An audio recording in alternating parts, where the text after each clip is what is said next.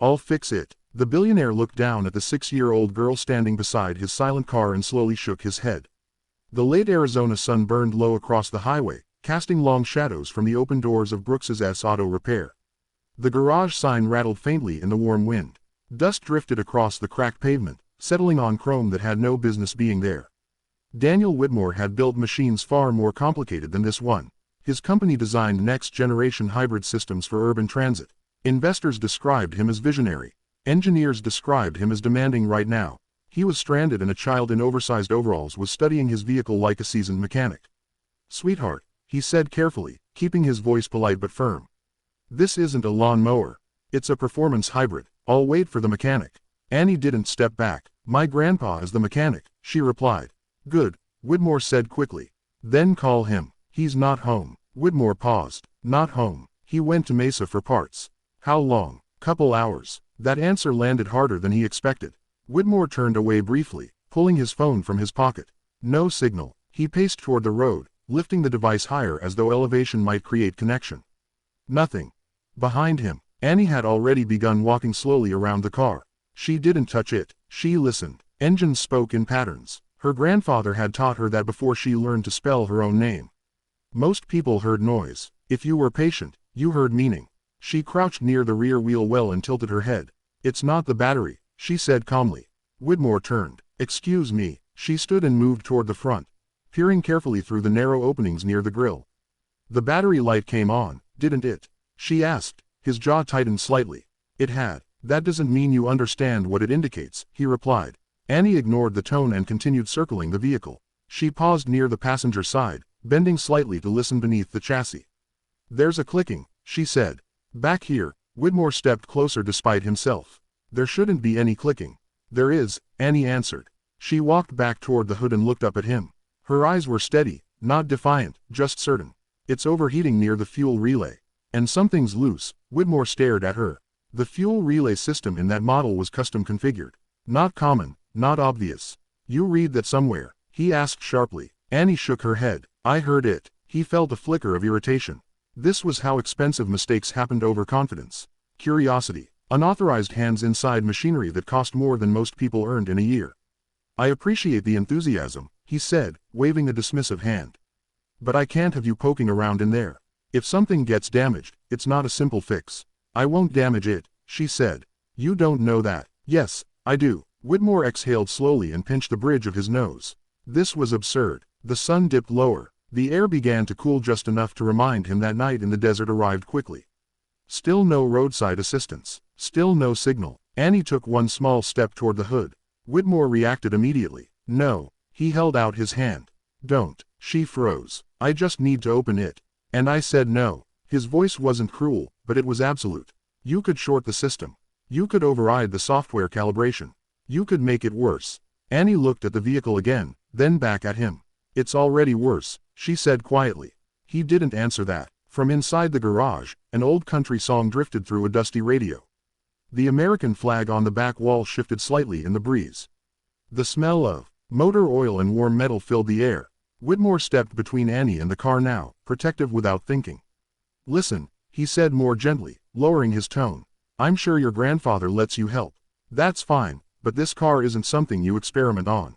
"I'm not experimenting." "You're 6, the words hung there. Annie's chin lifted just slightly. "Not in rebellion, but in simple fact, and you're stuck," she replied. Whitmore almost smiled at that, but pride stopped him. He checked his phone again. Nothing. He glanced at the empty stretch of highway, then back at the little garage that looked like it had been there since before his first startup pitch. This was not the setting he was accustomed to surrendering control in. Annie folded her arms. "If you wait," she said, "it'll overheat more." "That's not how residual thermal buildup works," he said automatically. She tilted her head. "Yes, it is." For a moment, he said nothing. The ticking sound beneath the hood continued, faint, uneven. Whitmore heard it now. He waved his hand again, firmer this time. "That's enough. Step back." Annie obeyed, though her eyes remained on the engine. He walked to the driver's side and locked the car with a soft electronic beep as though sealing it off from interference. "I'll handle it," he said. "When your grandfather gets back, tell him." Daniel Whitmore stopped by. Annie watched him carefully. "You're not listening," she said. Whitmore straightened his jacket. "I listen to engineers every day," he replied. I don't take mechanical advice from children. He began pacing toward the edge of the road again, searching for signal, leaving the silent vehicle behind him. Annie stayed where she was, the wind tugging lightly at her overalls.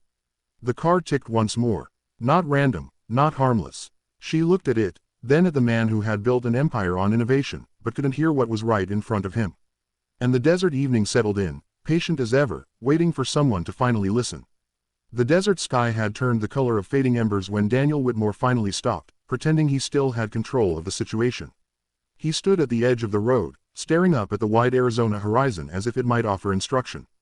The last light bled slowly behind distant rooftops. A single star appeared, then another. The heat lifted from the asphalt in quiet waves, carrying with it the smell of dust and metal. He checked his phone again. No signal. For a long moment, he simply stood there. In boardrooms, hesitation was weakness. In negotiations, delay meant leverage. But out here, under an open sky that didn't recognize wealth or reputation, hesitation felt different. It felt human. Behind him, the silver vehicle ticked unevenly, and beyond it, Annie waited.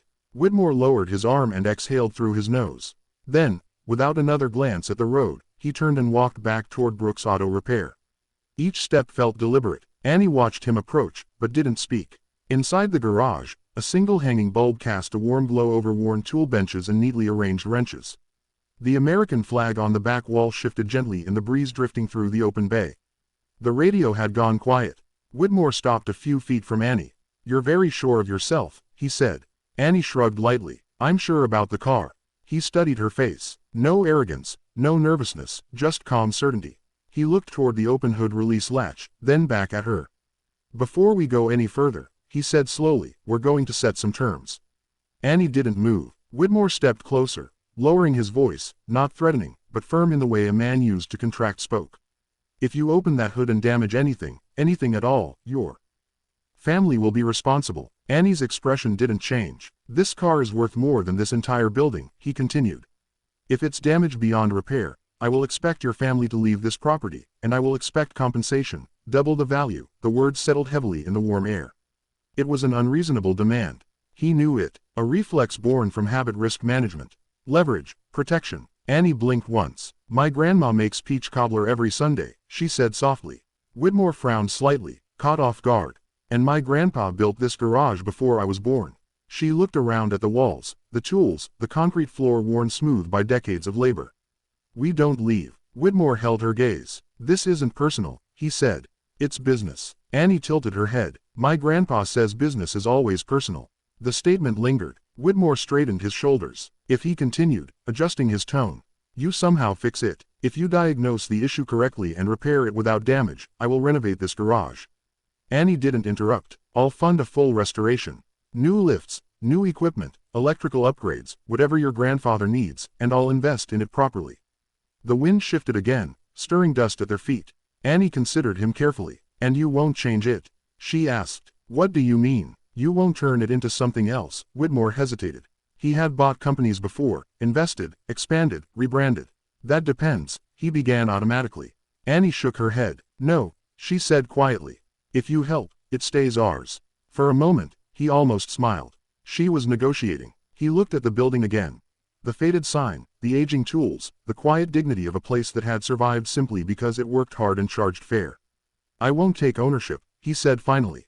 "It remains your family's. I'll provide capital, no strings." Annie studied him, searching for something.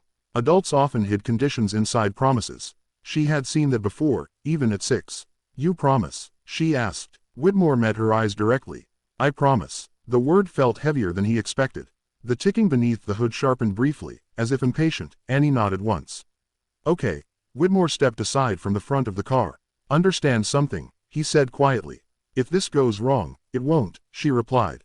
He exhaled slowly. "You're 6 years old." "Yes, sir. And you're willing to stake your home on this?" She looked at the vehicle. "It's not my home I'm staking," she said. "It's yours. If this moment moved you, if you felt that quiet shift from power to trust, take a second to let us know. Like this video, share your thoughts in the comments and tell us where you're watching from.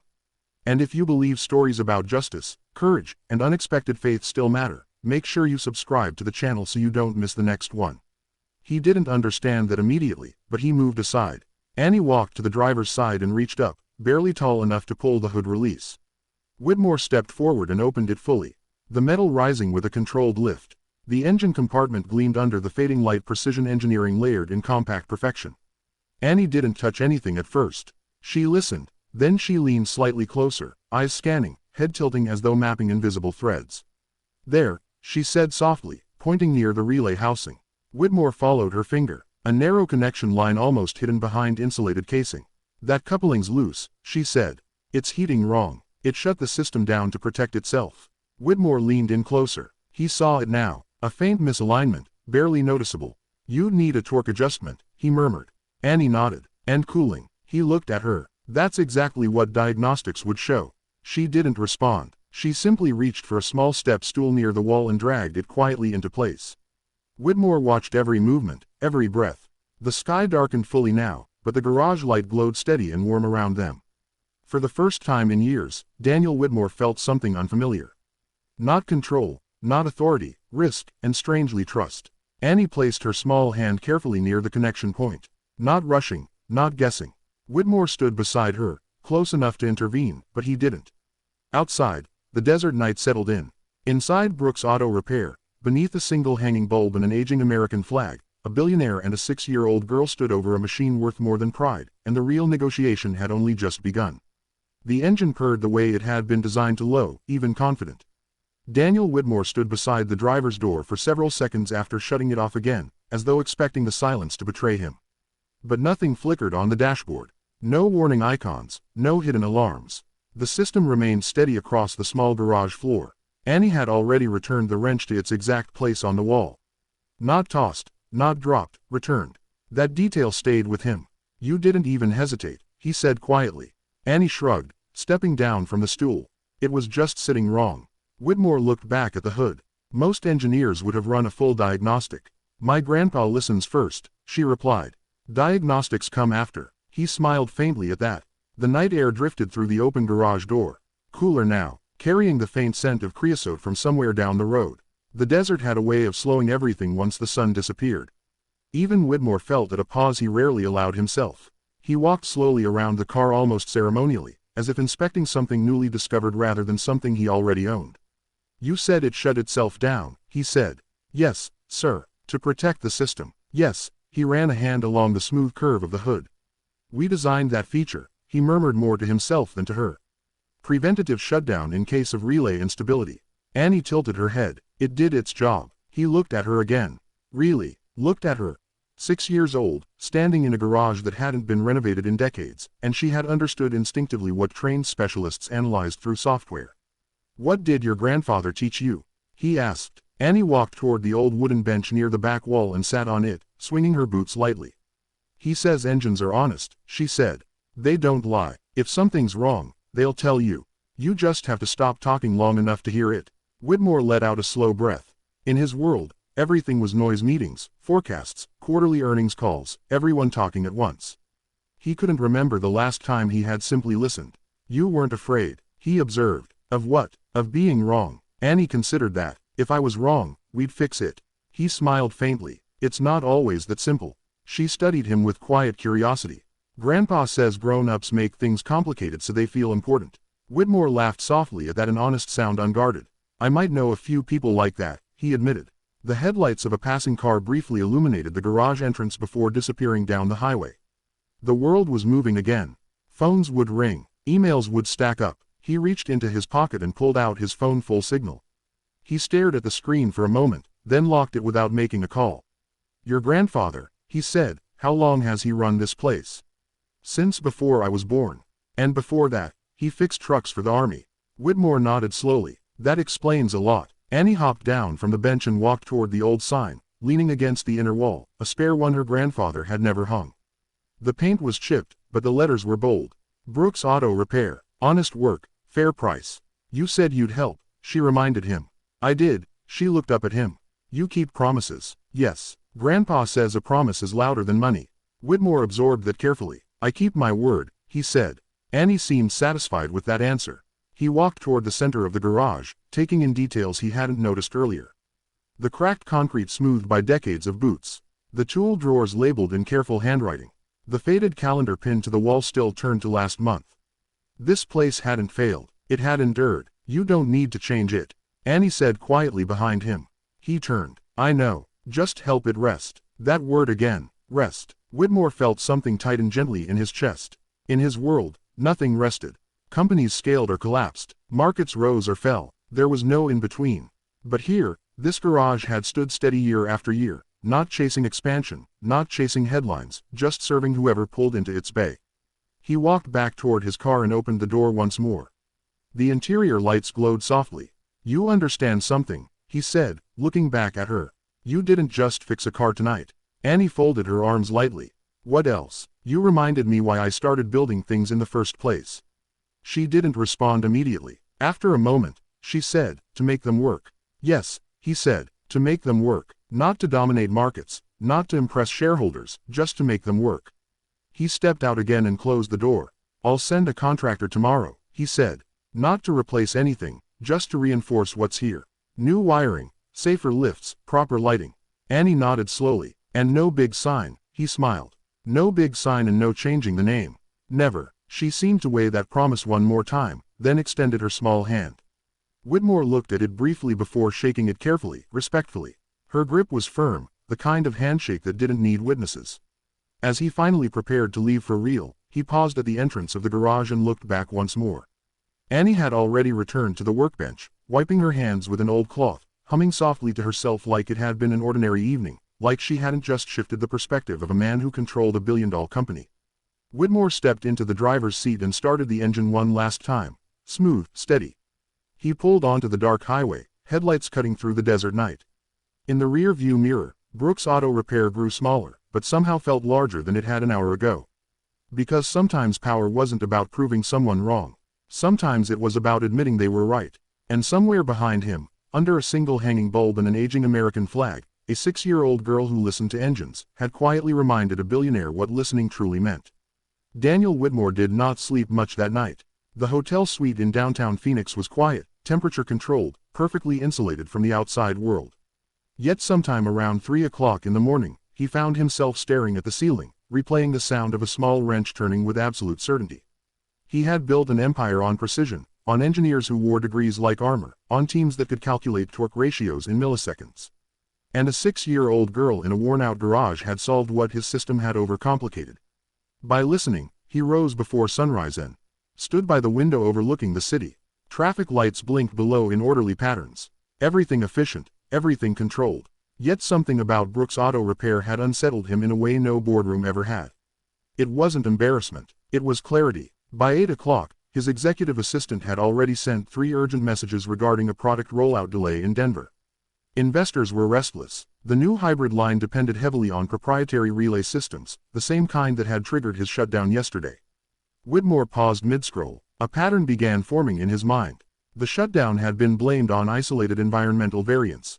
That was the phrase the engineers had used, isolated environmental variants. It sounded clinical. It sounded safe. But Annie hadn't used any of those words. She had said it was sitting wrong. He turned from the window and made a call. Pull the full relay batch analysis from Q3. He told his chief engineer, all units shipped to Arizona and Nevada. There was a pause. Sir. We already reviewed that after your incident. Review it again. Another pause. Yes, sir. Whitmore ended the call and stood still for a long moment. He realized something uncomfortable. If a 6-year-old could hear instability in the system before it escalated, then maybe his own company had stopped listening long ago. By mid-morning, he was back on the highway. Not because the car needed anything, because he did. The desert light felt softer today, less aggressive. As he approached the weathered sign of Brooks Auto Repair, he noticed something new. A small chalkboard leaned against the outer wall. Closed until Grandpa gets back. It read in uneven letters. Beneath it, a smaller line had been added. Unless it's important, he found himself smiling. Annie was sitting on the concrete floor near the garage entrance, drawing something with colored chalk. Circles, gears, what looked like a small engine diagram. She looked up as the shadow of his car fell across the driveway. You came back, she said simply.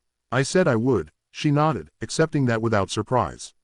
Grandpa's still not home. He's at the parts warehouse in Mesa. Truck won't start. Whitmore blinked once. Your grandfather's truck won't start. She nodded. Alternator's tired. He stepped out of the car. You're not going to fix that, too. She grinned. Not without him. There was something reassuring in that answer. Whitmore walked toward the garage slowly. I made some calls, he said. She stopped drawing. About what? About listening. Annie tilted her head slightly. My engineers ran another review this morning. Turns out a small batch of relay components from one supplier were improperly shielded. Only shows up under extreme heat variants. She blinked. That's bad. It could be. He crouched down to her level. You helped me catch something early before it became bigger. She studied his face carefully. You're not mad. No. He shook his head slowly. I'm grateful. She seemed satisfied with that. A pickup truck passed on the highway, horn honking twice. Annie waved automatically. Whitmore noticed. Everybody knows you here. She shrugged. They know Grandpa. That answer lingered. They know Grandpa. Reputation built over decades. Not through advertising, through consistency. Whitmore rose and stepped inside the garage. Morning light spilled across the concrete floor. The place looked smaller in daylight. Older yet it felt solid.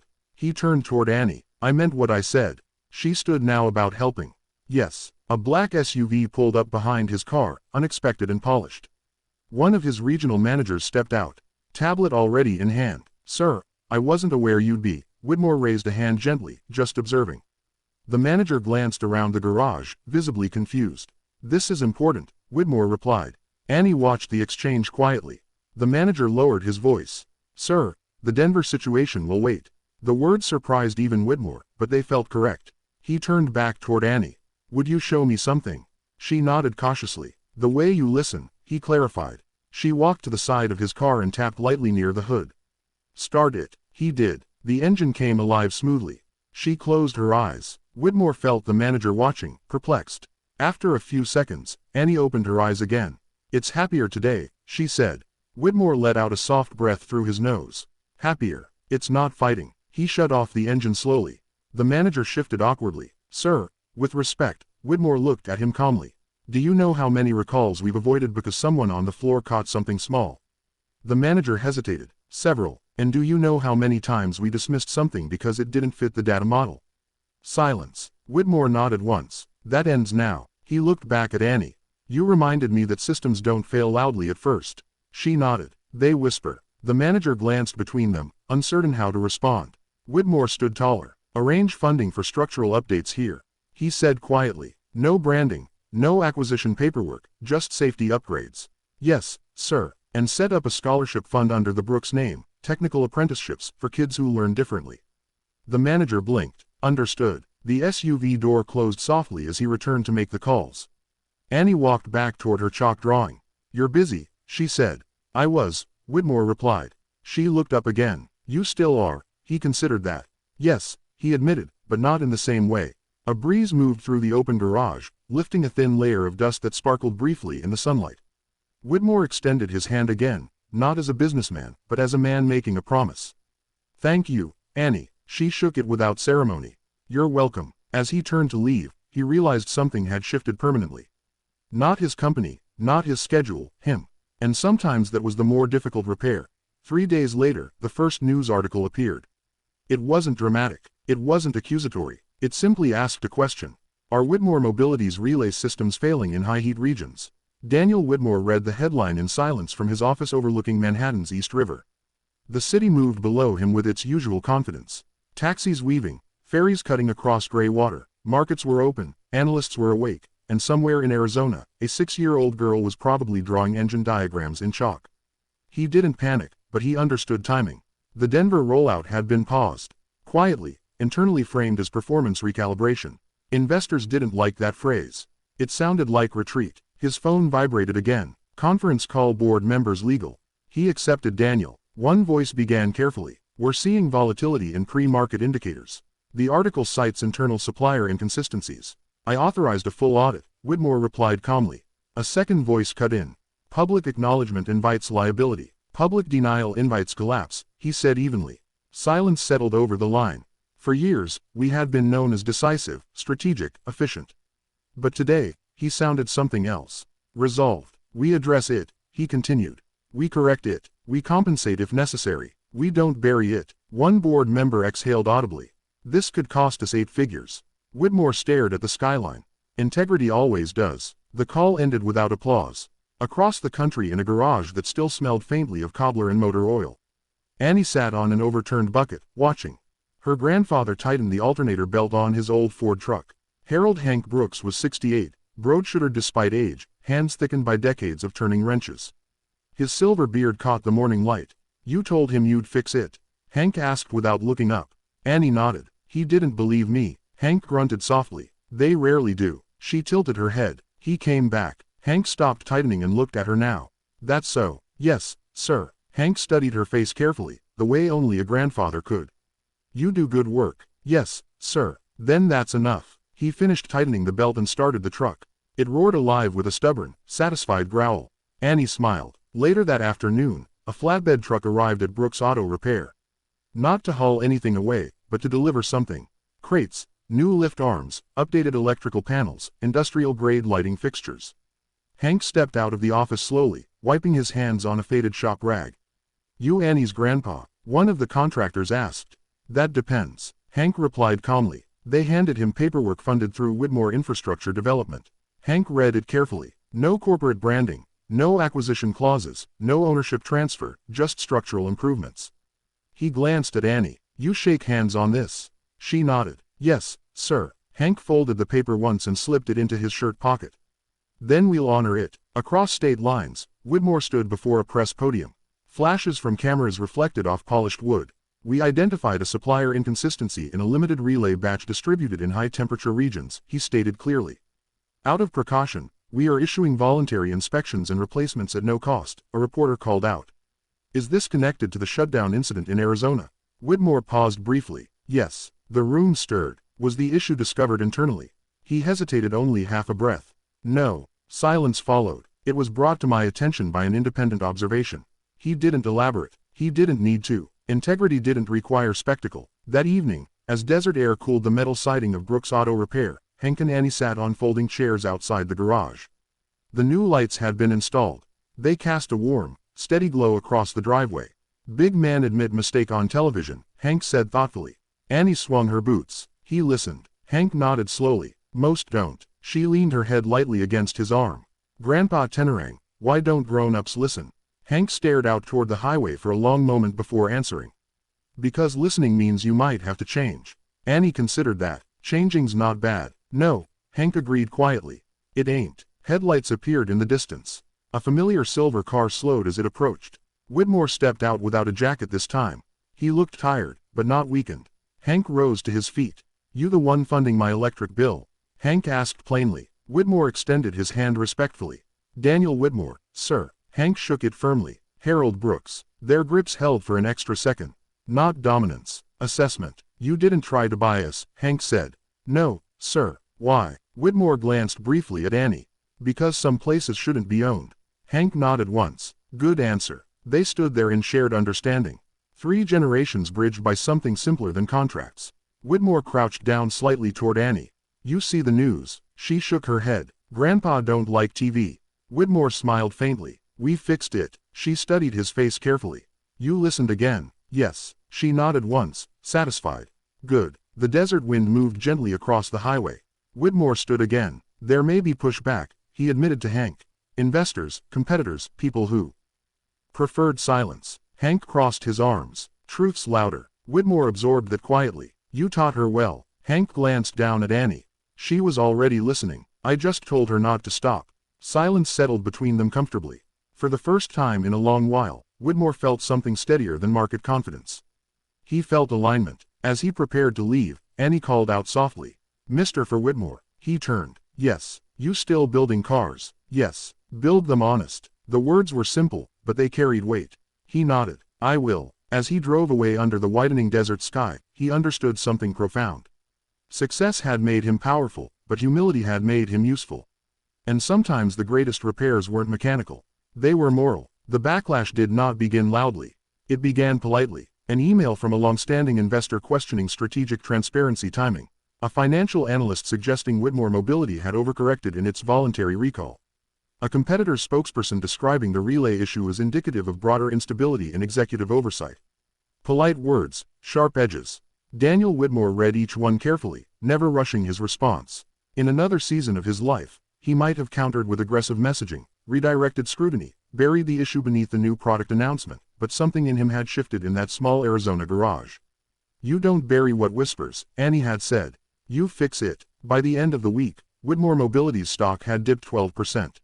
The board requested an emergency session. The tone was different this time, less supportive. Daniel, said Martin Hale, the senior board chair, a man in his late 60s whose silver hair and measured voice carried decades of corporate victories. We appreciate integrity, but markets respond to confidence. Whitmore folded his hands on the polished conference table, and confidence built on omission doesn't last. Hale leaned back slightly. You're risking shareholder trust. Whitmore met his gaze evenly. No, I'm redefining it. Murmurs moved around the room. Another board member leaned forward. There are rumors you plan to implement a new internal review structure. One that slows production timelines. Yes, Whitmore replied calmly. Field listening audits. A faint smile touched Hale's lips. Field listening, yes. Engineers embedded in real-world environments. Direct driver observation. Fewer simulations. More reality. A younger executive scoffed. Quietly. That's inefficient. Whitmore paused before answering. Efficiency without awareness is fragility. The room fell still. Hale studied him carefully. You've changed, Daniel. Whitmore considered that. Yes. Back in Phoenix, the change was quieter, but just as visible. Brooks Auto Repair had new overhead lighting now. It illuminated every corner clearly without erasing the character of the place. The concrete floor had been resealed, but the original cracks remained like lines on an aging face. Hank stood beneath one of the new fixtures, examining the wiring work. They did it right, he admitted grudgingly. Annie knelt beside an old carburetor on the bench, carefully cleaning it with a cloth. You trust him? Hank asked. She didn't look up. Yes, sir. Hank nodded once. Trust's expensive. Annie paused. So is fixing what breaks. Hank let out a low chuckle. You've been thinking again. Later that afternoon, a black sedan, not Whitmore, pulled into the driveway. Two men stepped out. Suits, sunglasses, not contractors. Hank noticed immediately. Annie did too. Afternoon, Hank said evenly as they approached. One of the men offered a polite smile that didn't reach his eyes. Mr. Brooks, we represent Hale Strategic Holdings. Hank's expression didn't change. Never heard of it. You wouldn't have, the man replied smoothly. We're interested in ensuring community businesses remain independent. Annie watched quietly from near the garage door. We heard about Mr. Whitmore's involvement here. The second man added, we'd hate to see your shop drawn into corporate turbulence. Hank wiped his hands slowly. You threatening me? Of course not, the first man said lightly, merely advising caution. Markets are volatile. Allegiances can be misinterpreted. Hank stepped forward half a pace. This garage has fixed trucks for 38 years. We ain't aligned with nobody but whoever needs honest work. The man's smile tightened slightly. Just be careful who you associate with. They returned to their sedan and drove off without further explanation. Annie stepped closer to her grandfather. They didn't like him telling the truth. She said quietly. Hank exhaled slowly. No. That evening, Whitmore's phone rang as he stepped out of another board session. Unknown number, he answered. Mr. Whitmore. Hank's voice came steady through the line. You make enemies telling the truth. Whitmore's expression shifted slightly. Yes, two of them stopped by today. Whitmore closed his eyes briefly. I'm sorry. Hank's tone remained even. Don't apologize. Just understand what happens when powerful folks feel embarrassed. Whitmore looked out over the city skyline again. They tried to regain control. Exactly. A pause lingered between them. You still believe this is worth it? Hank asked. Whitmore thought of the press conference, the recall, the stock dip. Annie's steady voice telling him to build them honest. Yes, he said finally. Good, Hank replied, because we ain't backing down neither. The call ended with quiet understanding. The next morning, Whitmore made another announcement, not to the press, but internally. Whitmore Mobility would publish supplier transparency reports quarterly, publicly. No corporation of its size had ever volunteered that level of disclosure. By noon, financial media exploded. Radical transparency, risky gamble, leadership evolution, or executive instability. Martin Hale called again, voice less patient this time. You're undermining investor leverage. Whitmore stood at his office window, sunlight reflecting off the river below. No, he said calmly. I'm protecting long-term trust. You're naive if you think competitors won't exploit this. Whitmore allowed himself a small, almost private smile. They already tried. Silence lingered on the other end. Hale's voice lowered slightly. This could cost you your position. Whitmore's reply came steady. Then it costs me. He ended the call across the country. Annie stood outside the garage, watching a small desert storm gather in the distance. Dust rose in spirals beneath the darkening sky. Hank joined her. Storm coming, he said. She nodded. They always do. Wind swept across the open lot, rattling the old metal sign. Grandpa M. Why do storms get loud when they're scared? Hank looked down at her. Storms ain't scared. She squinted at the horizon. They sound like it. He smiled faintly. Maybe noise ain't always strength. They watched as the first gust swept through, swirling dust across the highway. Back in Manhattan, Whitmore stood in a glass tower as headlines swirled just as fiercely. But somewhere deep beneath the noise, something steadier was forming. Not market dominance, not corporate image, foundation. Because truth didn't always roar. Sometimes it simply stood its ground while everything else made noise. The vote was scheduled for Friday morning. It appeared on the internal board calendar under neutral language executive leadership review, but everyone in the room knew what it meant. Daniel Whitmore sat at the long walnut conference table, hands loosely folded, expression steady through the glass walls of the high-rise boardroom. Manhattan looked indifferent to corporate uncertainty. Ferries cut through the river. Traffic moved. Life continued. Across from him, Martin Hale adjusted his cufflinks with deliberate calm. We respect what you've built, Hale began. But leadership is about stability. Markets require predictability, Whitmore nodded once. And integrity. Integrity, Hale replied smoothly, is admirable, but it must be balanced with strategic discretion. The phrase lingered in the air like a veil. Strategic discretion. Silence when convenient. Hale tapped a folder in front of him. Your transparency initiative has cost the company 14% market value in under 2 weeks. Whitmore did not flinch. Temporary correction. Optimistic assumption. Another board member interjected. Competitors are capitalizing on your disclosures. They're reassuring investors by doing the opposite. By hiding, Whitmore asked calmly. By managing optics, Whitmore leaned back slightly. Optics didn't prevent the relay flaw. No one answered that. Hale's voice softened, almost paternal. Daniel, this isn't personal. But leadership sometimes requires stepping aside when vision misaligns with fiduciary responsibility. There it was, the polite language of removal. Whitmore's mind drifted unexpectedly, not to financial projections, not to investor calls, but to a small garage in Arizona, to a child standing on a wooden stool. Listening before acting. Engines are honest, he straightened. If this board believes transparency is misalignment, he said evenly, then perhaps the vision was flawed long before I adjusted it. A quiet ripple moved around the table. You're prepared to lose your position over this? Hale asked. Whitmore held his gaze. Yes. The room went still. In Phoenix, the desert air carried the smell of rain, though none had fallen yet. Annie sat cross-legged near the garage entrance, carefully polishing a small brass nameplate Hank had found in an old toolbox. Brooks Auto Repair established 1985. Hank leaned against the workbench, arms folded. You worried about your friend? He asked. Annie considered the question. He's not my friend. Hank raised an eyebrow. No, he's learning. Hank let out a low chuckle. That's so, she nodded. He listens now. Hank studied her thoughtfully. Listening makes enemies sometimes. Annie looked up at him. So does lying. The words were simple, not dramatic. Just true. Hank nodded slowly. That's right. Back in Manhattan, the board's legal counsel slid a document across the table. Voluntary resignation preserves your reputation, he said carefully. A formal removal would create narrative complications. Whitmore glanced at the paper but did not touch it. What happens if I don't sign? Hale answered quietly. We proceed with a vote. And if the vote removes me, you walk away with severance. Whitmore allowed a small, almost tired smile. You misunderstand. Hale frowned slightly. I'm not negotiating compensation. He stood slowly. I'm protecting direction. He looked around the table at men and women who had once applauded his risk-taking. You hired me because I built something disruptive, he continued. Now you want something comfortable. Comfortable is stable, someone replied. No, Whitmore said softly. Comfortable is fragile. Silence. He placed his palms lightly on the table. If you remove me, Whitmore mobility will revert to managed perception. Short-term reassurance. Long-term erosion. Hale's jaw tightened. You presume too much. Whitmore met his eyes evenly. I built it. The tension in the room thickened. In Arizona, a dusty pickup truck pulled into Brooks Auto Repair. A regular customer, Mrs. Alvarez, late 60s widow, loyal to Hank for decades. My steering's pulling again, she called warmly. Hank stepped forward immediately. Well, take care of it.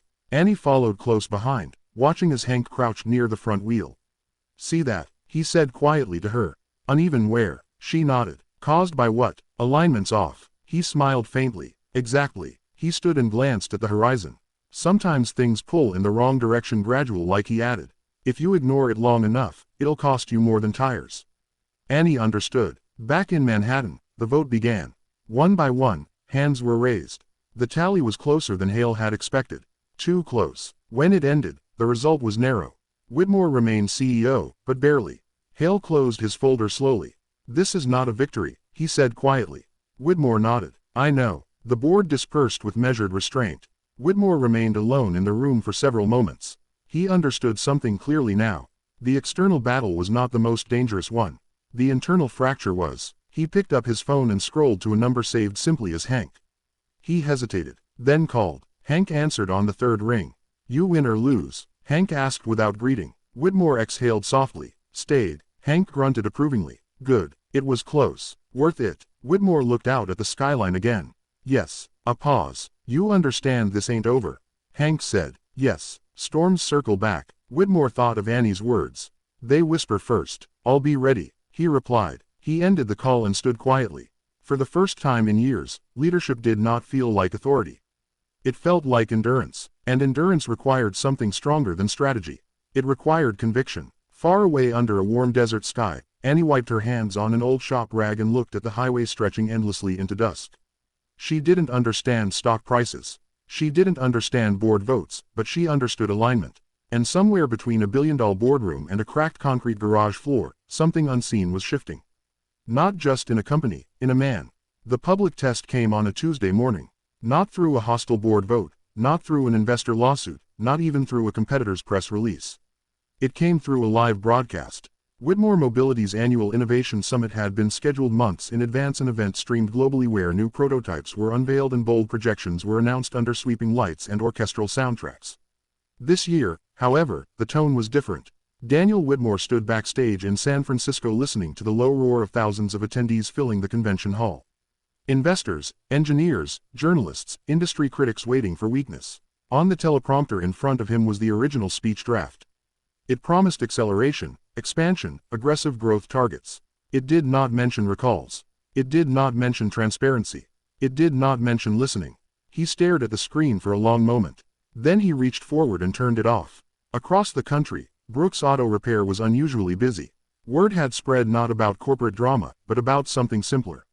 Whitmore had publicly credited a small independent garage in Arizona for influencing operational reforms. He hadn't named Annie. He hadn't exploited the story, but people had connected dots. A local radio host had mentioned it. Then a regional news station. Then a national business segment. Now curious drivers were stopping by, not for spectacle, but for honesty. Hank stood beneath the upgraded lights, steady as ever, tightening bolts on a delivery van. "We're not a museum," he muttered when a camera crew approached politely. "We understand," the reporter replied gently. "We're here because something rare happened. A corporation admitted it learned from you." Hank wiped his hands and nodded toward Annie, who was quietly organizing. "Socket wrenches by size. Learned from her," he corrected. Annie didn't look up. Back in San Francisco, the stage lights brightened. Whitmore stepped into view. Applause filled the hall, automatically habitual corporate practice. He stood at the podium without notes. "For years," he began calmly, "we've defined innovation as speed." The audience settled. Faster production, faster rollout, faster market capture. He paused. "But recently, I was reminded that speed without awareness is simply motion." A few heads tilted. In Arizona, during what should have been a routine shutdown event, someone listened to our system more carefully than we did. "He didn't dramatize it. He didn't sentimentalize it. She reminded me that machines whisper before they fail." Silence fell across the massive hall, and so do organizations. The investors in the front rows shifted slightly. "We have spent the past month correcting a supplier flaw," he continued. "But more importantly, we've begun correcting a culture flaw." Now the room was completely still. "We prioritized optics over observation, growth over grounding, data over direct experience." A journalist lowered her camera slightly. "That changes now." He stepped away from the podium, walking slowly across the stage. "Today, Whitmore Mobility is launching a new initiative, the Listening Lab."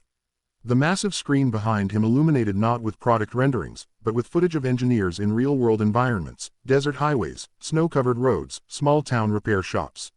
"We will embed engineers in communities. We will audit supplier processes publicly, and we will fund independent technical education programs across underserved regions." A ripple of surprise moved through the hall. "This is not charity," Whitmore said evenly. "It is correction." Somewhere in the back, a small group began clapping. It wasn't loud, but it was real. In Phoenix, the television in Hank's small office crackled with the live broadcast. Mrs. Alvarez stood beside Annie, watching quietly. "He sounds different," she said. Annie nodded. "He is on stage," Whitmore concluded calmly. "You can build a powerful machine, but if you don't build it honestly, it will eventually turn against you." The applause this time was slower, but heavier, not enthusiasm. Respect. Back in Manhattan, Martin Hale watched from his office screen. His expression was unreadable. One of his advisors stepped closer. "This is risky," the advisor murmured. Hale nodded faintly. "Yes, stock will react." "Yes." They both watched as the camera briefly showed footage of a modest Arizona garage beneath desert light. No branding, no ownership claim, just acknowledgement.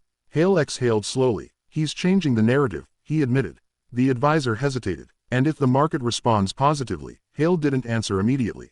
"Then perhaps," he said carefully, "we misjudge the appetite for integrity." That afternoon, markets fluctuated wildly. By closing bell, Whitmore Mobility stock had recovered 6%. Not fully restored, but stabilizing. More importantly, social commentary shifted tone. Corporate accountability model, transparency as competitive edge, leadership evolution in real time. Not all praise, not all criticism, but balance. That evening, Whitmore stood alone on the rooftop terrace outside his hotel. San Francisco's skyline glowed beneath a soft coastal haze. His phone buzzed. "Hank, you embarrassed some powerful folks today," Hank said plainly. Whitmore allowed a faint smile. "Probably worth it." Whitmore looked out across the water. "Yes." A pause. "She watched," Hank added. Whitmore felt something steady settle in his chest. "Tell her thank you." "You tell her yourself," Hank replied. The line clicked, and a moment later, Annie's small voice came through. "Mr. Whitmore." "Yes, you built them honest." He swallowed lightly. "I'm trying." She considered that. "That's how it starts." Wind moved across the rooftop, cool and steady. "Annie," he said quietly. "Do you know what courage is?" She thought for a moment, fixing it even when it's hard. He smiled to himself. "That's right." When the call ended, Whitmore remained standing beneath the open sky.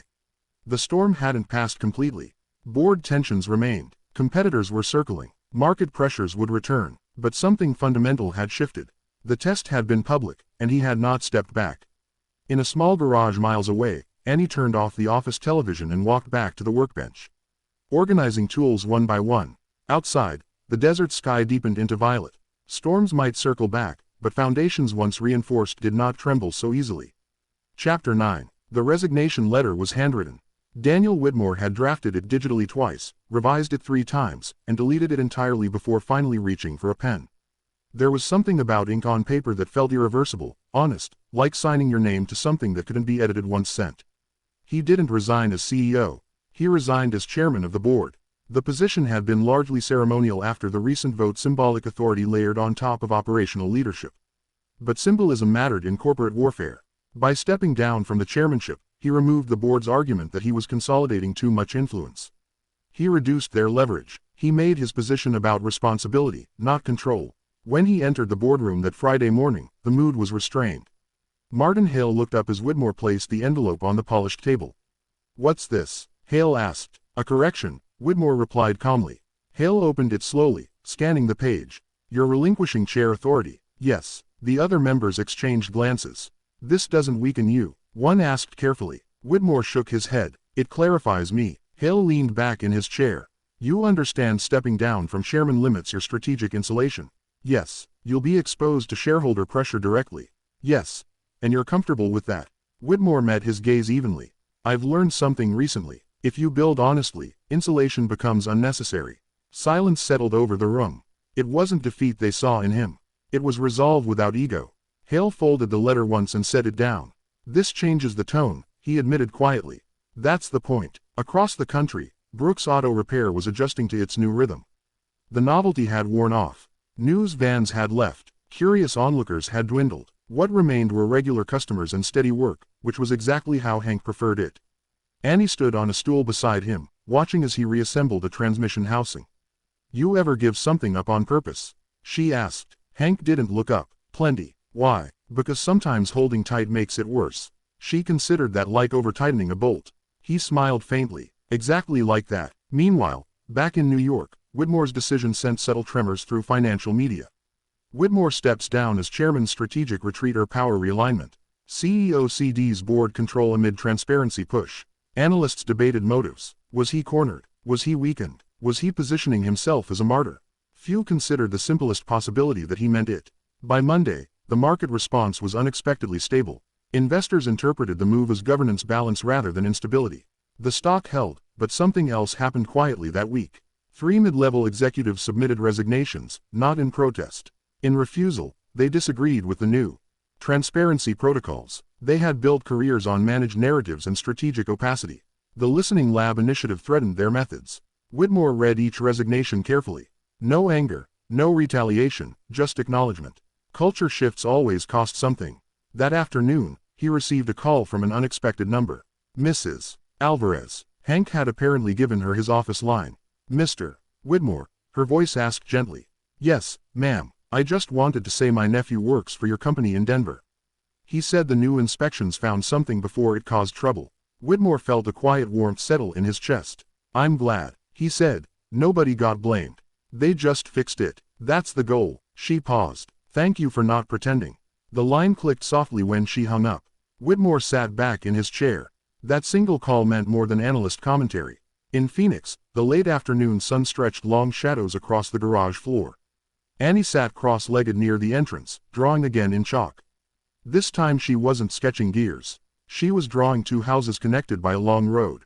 Hank stepped closer. What's that? New York and here. He nodded. Long road. Yes. She added small dots along the road. What are those fixes? He studied the drawing quietly. You think he'll stay strong?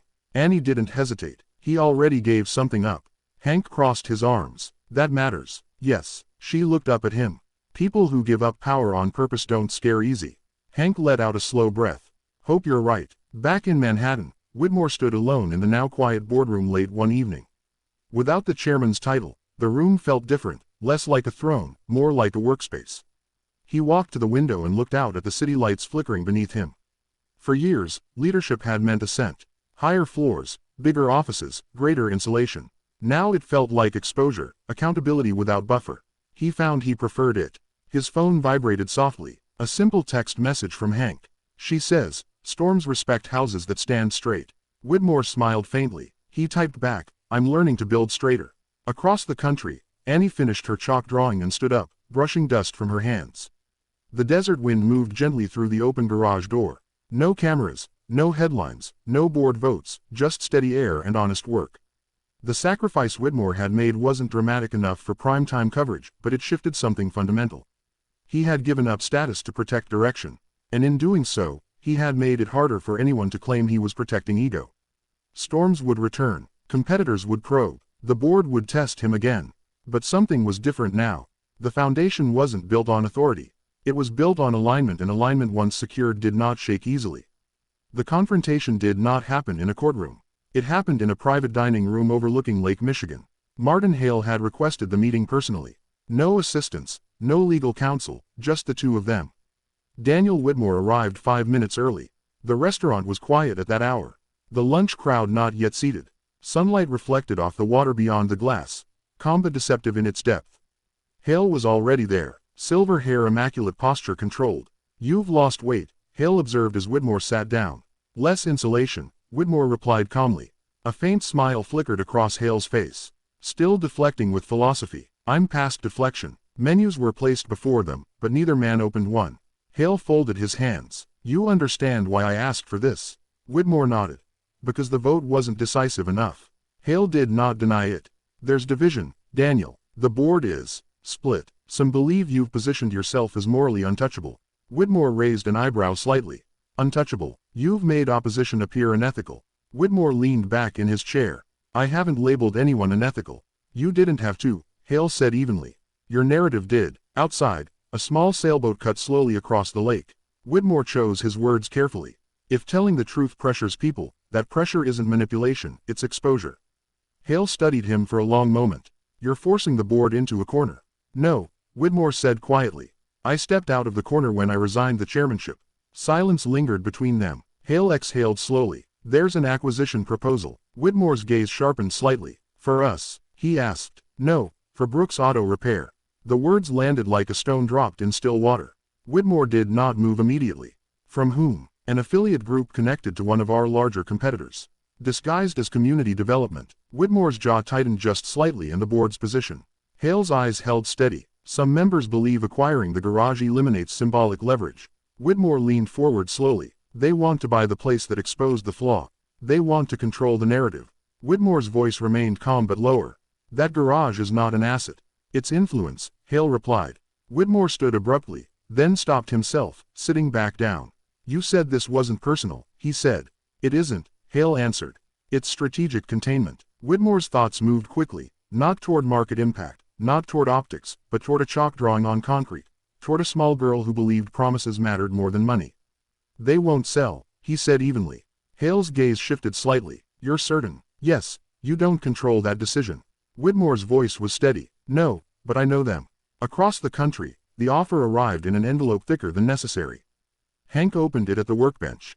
Annie standing beside him. He read silently, expression unreadable. What's it say? Annie asked. They want to buy the property, renovate it, rebrand it as a mobility innovation satellite. Annie blinked. What's that fancy way of saying it won't be ours anymore? She looked at the walls. The floor. The old sign. How much? Hank let out a low whistle. Enough to retire twice. Annie considered that. Do you want to? Hank folded the paper carefully. No. She nodded once, satisfied. Later that afternoon, the black sedan returned. Different men this time. Polished smiles, polite tones. We believe this could secure your family's future. One said smoothly. Hank listened without interrupting, and in exchange, he asked, full property transfer, brand integration, public endorsement of our initiative. Annie stepped closer to her grandfather. Hank rested a hand gently on her shoulder. You know why we fix cars? He asked the men calmly. They exchanged brief glances. Because people need reliable transportation, one answered carefully. No, Hank said quietly. Because engines deserve honesty, the men blinked. This isn't emotional, the other added. It's opportunity. Hank nodded slowly. Opportunity ain't always improvement. Annie looked up at him. Grandpa, tell them no. He smiled faintly. Already did. The men's expressions cooled slightly. You may regret this, one said. Hank's eyes didn't waver. Not likely. They left without shaking hands. Back in Chicago, Hale studied Whitmore carefully. They refused, Hale said finally. Whitmore didn't smile. I told you. Hale leaned back in his chair. You realize this strengthens your position. Whitmore shook his head. It strengthens nothing. It weakens the opposition. It proves something simpler, Whitmore said quietly. Integrity isn't for sale. Hale's gaze lingered on him. You're forcing the board to choose. No, Whitmore replied. I'm forcing them to reveal. The waiter approached, hesitant. Gentlemen, are we ready to order? Hale closed his menu without looking at it. Black coffee. Whitmore nodded. The same. When the waiter left, Hale spoke again, voice lower. If this escalates, there will be a formal challenge. Whitmore met his eyes evenly. Then we'll face it. Outside the lake remained calm, but beneath its surface, currents moved steadily. In Phoenix, Annie sat on the hood of Hank's old truck, watching the sun sink behind distant mountains. You think they'll come back? She asked. Yes, Hank replied. You scared? He considered the question. No. Why? Because we ain't hiding nothing. She leaned her head against his arm.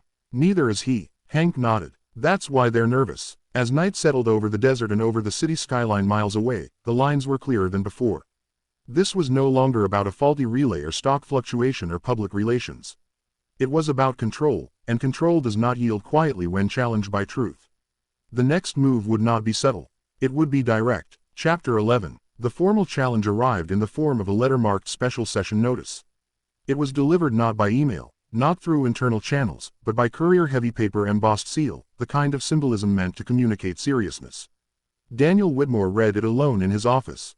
A shareholder coalition led quietly by Martin Hale's allies was invoking a governance clause, a vote of no confidence in the CEO's leadership direction, not misconduct, not financial fraud, not negligence direction. He exhaled slowly and folded the letter once. Outside his window, Manhattan moved as always, unaware that power structures were shifting several floors above. He picked up his phone and called Hank. You hear the storm yet? Hank asked before Whitmore could speak. Yes, Whitmore replied calmly. It's official. They going public? Yes. Hank was silent for a moment. You steady? Yes. You sure? Whitmore glanced at the skyline. I am. In Phoenix, Annie stood at the edge of the garage driveway, watching heat shimmer off the asphalt. News vans had returned, not for celebration this time, but for conflict. Corporate power struggle at Whitmore Mobility. CEO faces removal vote amid transparency reforms. A local reporter approached carefully. Mr. Brooks, do you believe your garage is connected to this corporate dispute? Hank wiped his hands on a cloth and answered evenly. This garage fixes cars, but Mr. Whitmore has cited you as inspiration for major reforms. Hank nodded once. Then I hope he keeps fixing what's broken. The reporter glanced toward Annie. And you? Annie blinked up at the camera. Engines whisper first, she said simply. The clip aired nationally within hours. Back in New York, Whitmore watched it without expression, then he turned off the screen. The special session was scheduled for the following Thursday. Shareholders would vote on retaining or removing him as CEO. Public, transparent, no quiet maneuvering. Martin Hale requested one final private conversation before the vote. They met this time not in a restaurant but in the boardroom itself. No lake view, no polished dining silver, just the long walnut table in the city beyond the glass. You could avoid this, Hale began quietly. Step down voluntarily, preserve dignity, shape succession. Whitmore stood near the window, hands loosely clasped behind his back. And the reforms, they can continue under moderated pace. Whitmore turned. Moderated. Transparency isn't transparency. Hale's patience thinned slightly. You're risking the company. No, Whitmore replied evenly. I'm risking my position. There's a difference. Yes, Whitmore agreed. That's the point. Hale studied him. You've become symbolic, Daniel. That's dangerous. Whitmore allowed a faint smile. Symbolism only threatens people who depend on illusion. The air in the room tightened. You believe you're morally superior. Whitmore shook his head slowly. No, I believe we were wrong. And I chose to correct it. Silence. You built this company, Hale said after a long pause. But it doesn't belong to you. Whitmore nodded. I know. Then why fight so hard? Whitmore thought of a cracked concrete floor in Arizona. Of chalk drawings. Of a 6-year-old refusing to sell something honest for comfort. Because if I walk away now, he said quietly, they'll call transparency a mistake. Hale's gaze lingered. And if shareholders remove you? Whitmore met his eyes steadily. Then they choose. The vote day arrived under gray skies. Financial media gathered outside headquarters before sunrise. Analysts speculated live on air. Social feeds buzzed. In Phoenix, Hank set up an old portable radio on the workbench. Annie sat cross-legged nearby, silent. You nervous? Hank asked. She shook her head. No. Why not? He did the hard part already. Hank considered that. What was that? Telling the truth when it cost him. Back in Manhattan, the shareholder meeting began precisely at 10 a.m. Whitmore stood at the podium. No teleprompter. I will not argue for my character, he began calmly. Only for direction. He outlined the listening lab results. Reduced defect rates, improved supplier accountability, customer satisfaction metrics rising in previously volatile regions. This isn't idealism, he continued. It's structural correction. One shareholder rose from the floor. Your reforms triggered volatility. Yes, Whitmore replied evenly. Because we exposed fragility, another voice followed. You embarrassed the board. Whitmore did not flinch. I embarrassed complacency. Murmurs rippled across the hall. The vote commenced electronically. Minutes stretched long. In Phoenix, static crackled from the radio. Hank stood still. Annie closed her eyes briefly. Back in Manhattan, the final tally appeared on the large screen behind the podium. Retain CEO 58%. Remove CEO 42%. A clear margin, not overwhelming, but decisive. Whitmore exhaled slowly. Applause began, not thunderous, but grounded. Martin Hale remained seated. When the room cleared, Hale approached Whitmore one last time. You survived, Hale said quietly. Whitmore shook his head slightly. No. Hale raised an eyebrow. No. Whitmore looked around the emptying hall. We shifted. Hale studied him for a long moment, then extended his hand. This isn't over, he said. Whitmore accepted the handshake. It never is. In Phoenix. The radio announcer confirmed the result. Annie opened her eyes. Told you, she said softly. Hank let out a slow breath he hadn't realized he'd been holding. Yeah, he admitted. You did that evening. Whitmore's phone rang. He didn't need to check the caller ID. You stayed, Annie said when he answered. Yes. You happy? Whitmore considered the question carefully. I'm steady. She seemed to approve of that answer. That's better. As desert twilight settled over Brooks Auto Repair and city lights flickered on across Manhattan, something fundamental had been tested. Not business acumen, not market strength, conviction, and conviction once proven under pressure carries weight no board vote can erase. But storms rarely end with a single wave. The opposition had lost publicly. That made them more dangerous privately. Retaliation did not come in headlines. It came in silence. 2 weeks after the shareholder vote, Whitmore Mobility's internal audit system flagged an anomaly small at first glance, buried in regional logistics reporting. A shipment delay, then another, then a pattern. Daniel Whitmore stared at the data in his office late one evening. The numbers weren't catastrophic, they were subtle, margins tightening, supplier errors increasing in one specific region, Phoenix. His jaw tightened slightly. He dialed the operations director. "Why are Phoenix deliveries lagging?" A pause on the other end. "We've had some routing complications," the director replied carefully. "What kind of complications?" "Warehouse reassignment, temporary staffing gaps." Whitmore's voice stayed calm. "Who authorized the reassignment?" Another pause. "It came through an internal directive from procurement oversight." Whitmore ended the call without comment. Procurement oversight reported to a board subcommittee one Martin Hale had chaired for years. In Phoenix, Hank noticed the change before anyone announced it.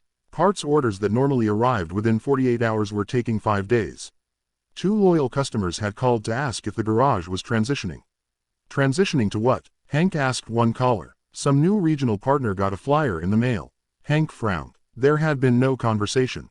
That afternoon, a glossy brochure arrived in their mailbox. Whitmore Mobility Authorized Service Network, modernized, certified, corporate-backed. The address listed for the new Phoenix service hub was only 6 miles away. Annie stood beside Hank as he read it. "They're building a shiny one," she said. Hank nodded slowly. "Looks like, are we shiny?" she asked. He looked around at the worn concrete, the oil-stained workbench, the American flag gently stirring near the fan. "No," he answered. "Good," she replied. That evening, Whitmore called Hank directly. "They're squeezing you," Whitmore said plainly. Hank didn't deny it. "Feels like it. They're diverting supply priority to the new corporate hub." "Why?" Whitmore exhaled. "Because they can't remove me publicly anymore.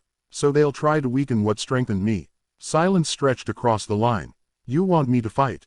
Hank asked. Whitmore considered carefully. "No." "You sure?" "Yes. Keep doing what you're doing." "That enough?" Whitmore's voice softened slightly. "It has been so far." The corporate service hub opened with banners and catered food. News outlets covered it as an expansion success story. Modern glass frontage. Uniformed technicians. Complimentary espresso. Customers were offered promotional discounts for switching from independent service providers. The message wasn't explicit, but it was clear.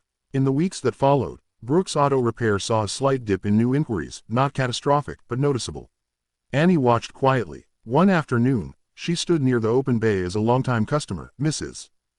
Alvarez, pulled in. "They offered me a free inspection over there." Mrs. Alvarez admitted gently as she stepped out of her car. "You going?" Annie asked. Mrs. Alvarez looked at Hank. "I thought about it." Hank wiped his hands calmly. "No hard feelings if you do." Mrs. Alvarez studied him. "You'd let me." "Of course." She looked toward the sleek building visible in the distance. Then back at the familiar garage. "I don't need espresso," she said firmly. "I need someone who tells me the truth." She handed Hank her keys. Across town, the corporate hub manager filed weekly performance reports. Initial customer traffic, strong conversion rate, moderate local resistance, unexpected. In Manhattan, Whitmore received both sets of reports. He didn't intervene immediately. He watched. Sabotage through competition required one thing: fear. And fear required insecurity. 3 weeks into the rollout, a different anomaly appeared in the system. Customer satisfaction surveys from the new hub showed a pattern. Efficient, professional, impersonal. One comment stood out: they replaced parts that didn't need replacing. Whitmore leaned back in his chair. There it was. Pressure to outperform had created shortcuts. He scheduled an unannounced visit. The corporate hub buzzed with clean efficiency when he arrived. The manager nearly froze upon seeing him. "Sir, this is unexpected." "That's the point," Whitmore replied calmly. He walked through each bay slowly, watched technicians interact, listened. At one station, he observed a mechanic recommending a full assembly replacement for a minor calibration issue.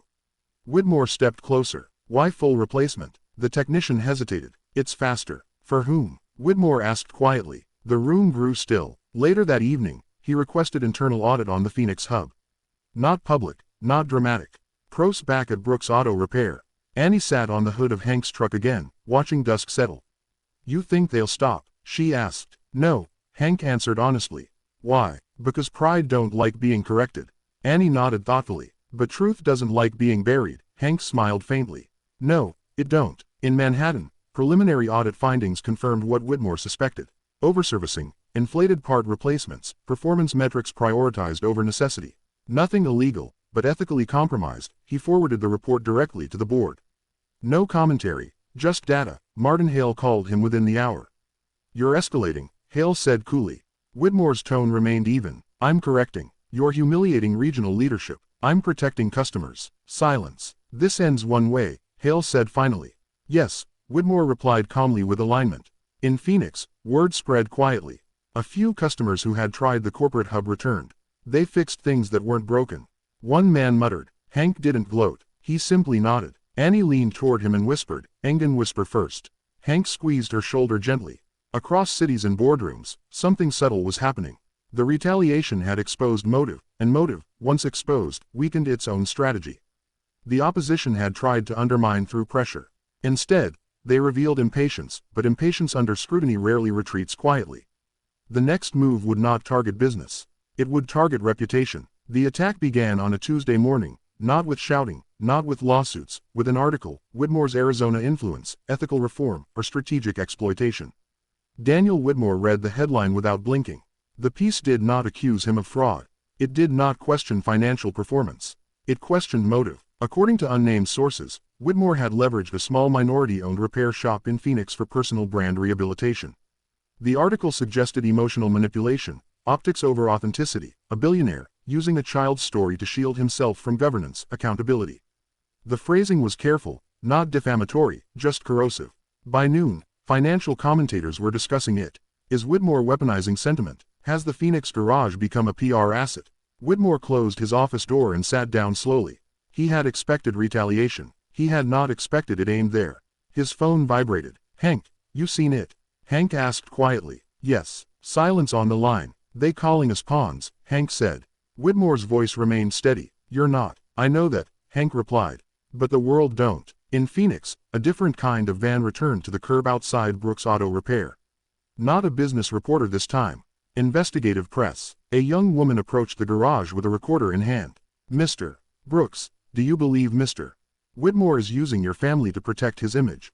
Hank didn't answer immediately. Annie stood near the doorway. "Listening. We fix cars," Hank said evenly. "But do you receive financial backing from Whitmore Mobility?" Hank glanced at Annie briefly before answering.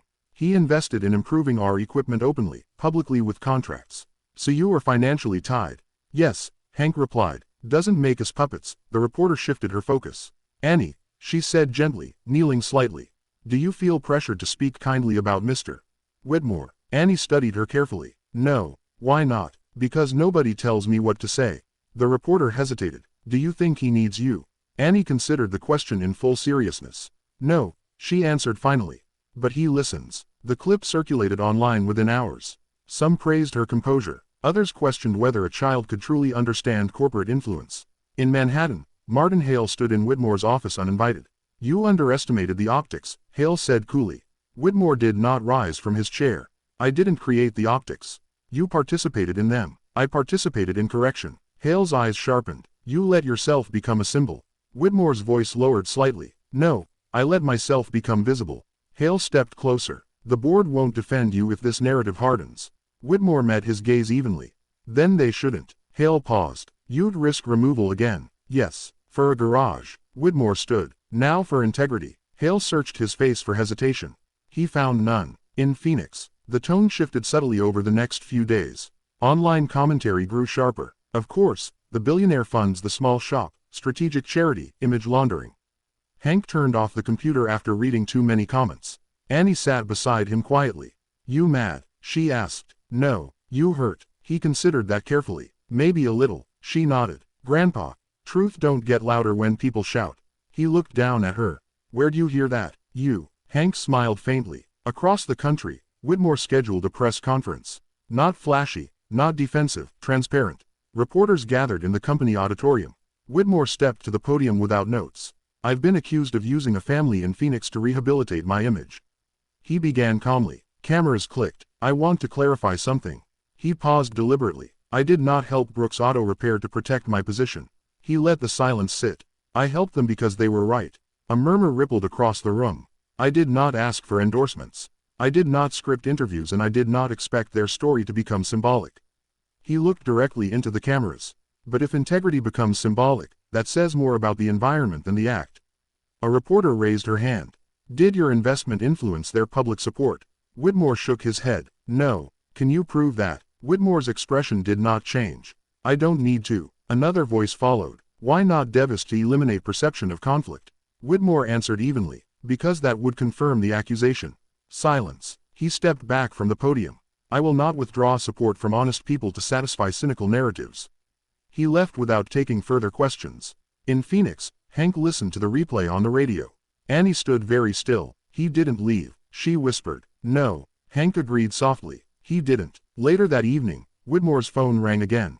This time, it wasn't Hank. It was one of the independent board members who had voted against him during the no-confidence session.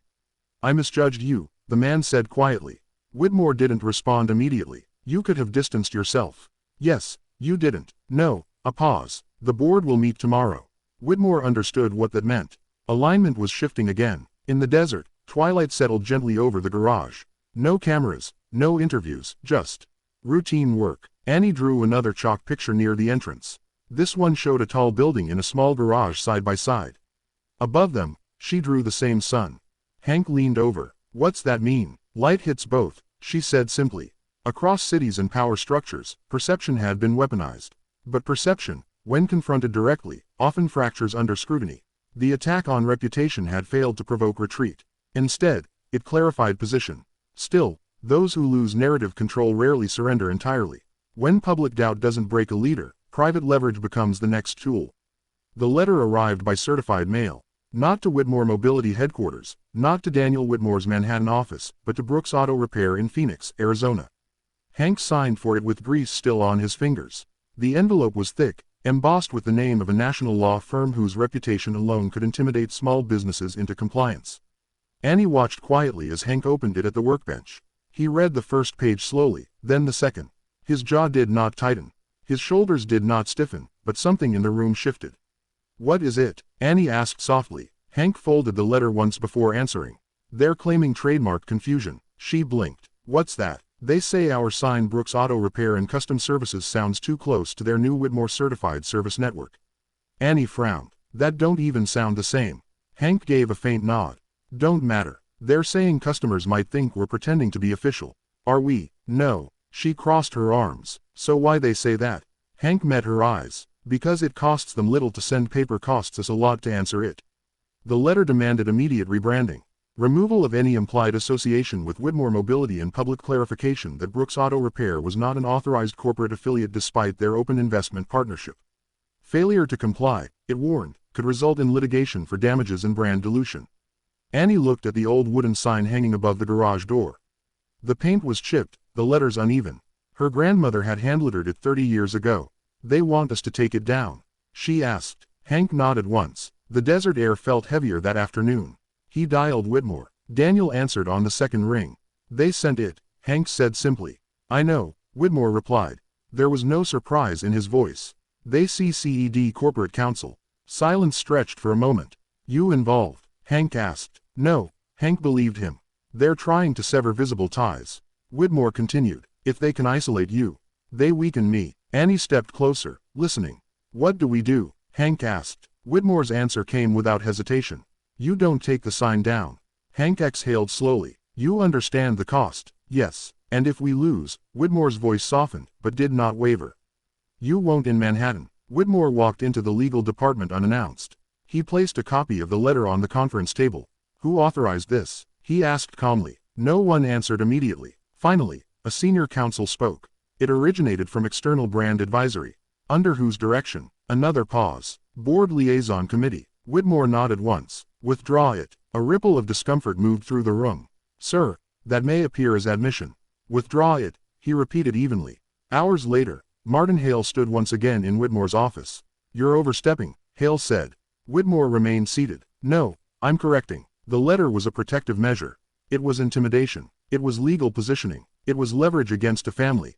Whitmore replied quietly. Hale's expression cooled. You're emotional. Whitmore stood now. No, I'm aligned. The two men held each other's gaze. You can't shield them forever. Hale said. Whitmore's voice lowered. I don't need to. In Phoenix, word spread quickly through the neighborhood. Mrs. Alvarez brought over homemade empanadas. Mr. Thompson from 2 streets over offered to repaint the sign if needed. Danny Rodriguez, a retired mechanic who had known Hank for decades, showed up without being asked. "They suing you?" Danny asked bluntly. "Trying," Hank replied. Danny spat lightly into the dust. "Over a sign, over control." That evening, the local community center hosted an impromptu gathering. Not a protest, not a rally, just neighbors. Annie sat beside her grandmother, listening as people spoke one by one. "They fixed my truck when I couldn't afford it. They stayed late when my daughter's car broke down. They tell the truth. No speeches, no slogans, just testimony." Hank stood at the front, hat in his hands. "We ain't looking for a fight," he said calmly.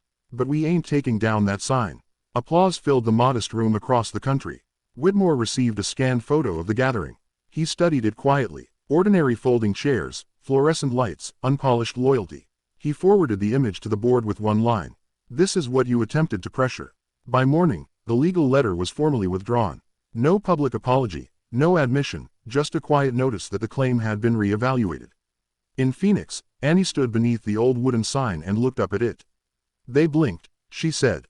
Hank smiled faintly. "Looks that way. Why? Because some fights cost more than they're worth." She thought about that carefully. "Or because truth don't scare easy."